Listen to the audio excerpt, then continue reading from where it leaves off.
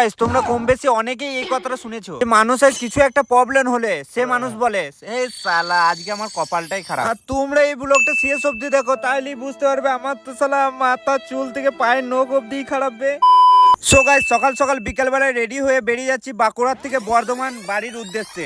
আর হ্যাঁ, আমার এই চুলগুলো শালা একটু সিল্কি সিল্কি করার জন্য পিছল পিছল মালটা হালকা করে নিয়ে নিচ্ছি। আসলে এই পিছল পিছল মালটা প্রায় শেষের মুখে বলে শেষকালে শালা আমার মুখটা লাগিয়ে বার করতে হচ্ছে এই মালটা।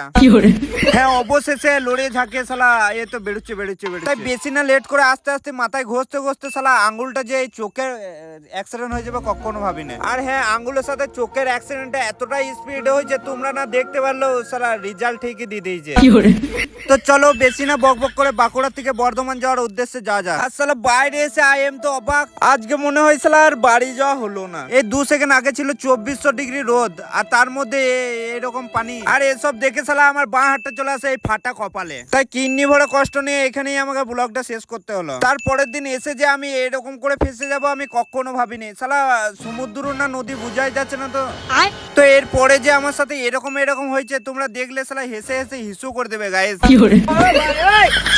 তারপর কপাল ভরা কষ্ট নিয়ে জানতে পারি শালা আজকে তো নৌকোই নাই বে। তাই এত ওয়াটার পার করে আমি ওই পারে গিয়েছি। সেটা কি করে গিয়েছি জানতে হলে পার্ট 2 গাইস, নালে 2-2.5 ঘন্টা হয়ে যাবে ব্লগটা।